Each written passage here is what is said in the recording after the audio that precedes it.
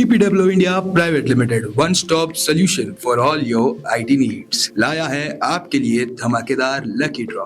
आइए नाज़रीन, अगली खबर हम आपको बताने जा रहे हैं जो कि बड़ी ही अहम खबर है और बड़ी ही एक जानकारी रखने वाली ये खबर है, क्योंकि इसके ताल्लुक से जो है हमारे हैदराबाद के MP बैरिस्टर असदुद्दीन अवैसी ने कहा।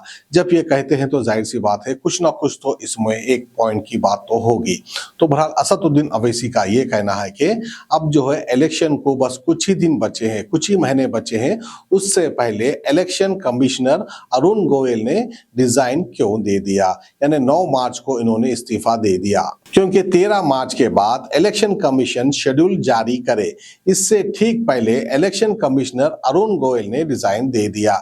मैंने पार्लियामेंट में भी कहा है कि हुकूमत सुप्रीम कोर्ट के खिलाफ जा रही है और चीफ इलेक्शन कमिश्नर और इलेक्शन कमीशन की तकर्रूरी का तरीक़ेकार तब्दील कर रही है। इस तरह से कहना है असदुद्दीन अवैसी का। जब असदुद्दीन अवैसी ने कहा है तो गौर व फिक्र करने वाली बात है। वाकई जो है चंद दिन पहले इलेक्शन कमिश्नर ने इस्तीफा क्यों दिया, कहीं ना कहीं ये भी एक सवाल उठता है। असदुद्दीन अवैसी क्या करें, आप सुन सकते हैं। ताजुब खेज वाकया है, बड़ा ही शॉकिंग है कि इलेक्शन कमीशन ऑफ इंडिया अपना शेड्यूल जारी करने वाला है 13 तारीख के बाद कभी भी, और उससे चंद दिन पहले इलेक्शन कमिश्नर साहब गोयल साहब अपना इस्तीफा पेश करते हैं। तो इस पर नहीं मालूम क्या वजह है, क्यों उन्होंने इस्तीफा दिया।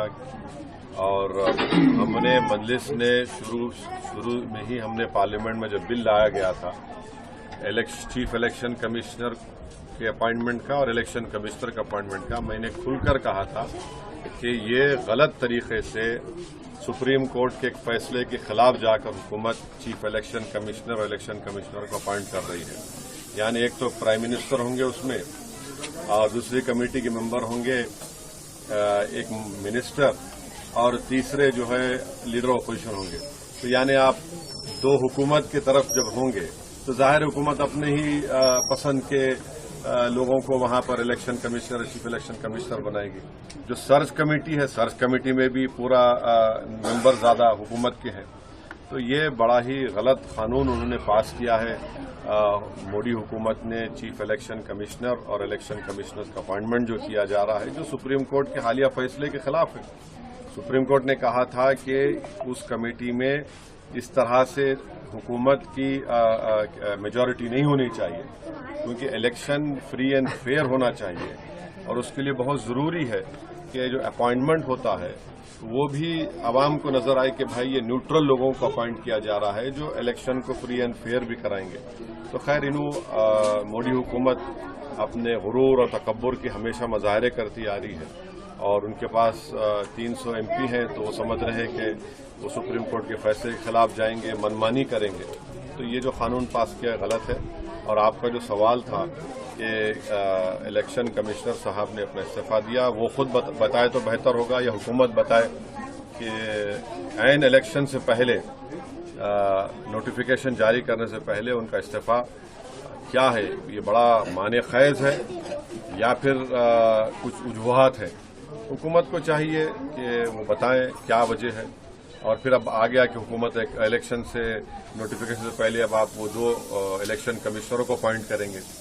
ये चीजें चल रही हैं। Computers, laptops, gaming desktops, CCTV camera sets और डेस्कटॉप एक्सेसरीज की शॉपिंग पर हैदराबाद सिकंदराबाद का सबसे बड़ा store EPW India private limited दे रहा है ये ऑफर, जो सिर्फ 24 मार्च 2024 तक ही वैलिड है। इंतजार किस बात का है, जल्द ही जाइए और अपने कंप्यूटर्स, लैपटॉप्स और डेस्कटॉप की खरीदारी करें और जीते यामाहा फसीनो जैसे ढेर सारे प्राइजेस। मजीद जानकारी के लिए स्क्रीन पर दिए गए नंबर्स पर कॉल या व्हाट्सएप करिए।